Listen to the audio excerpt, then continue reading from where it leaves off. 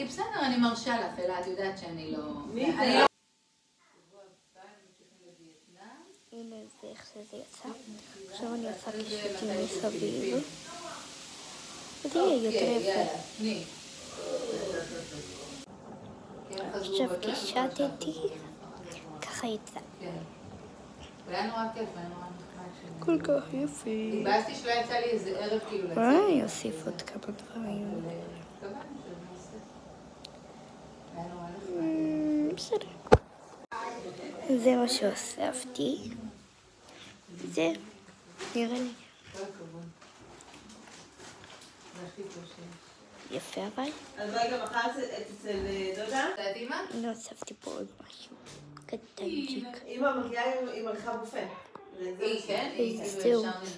בופה. תגידו אם יצא יפה.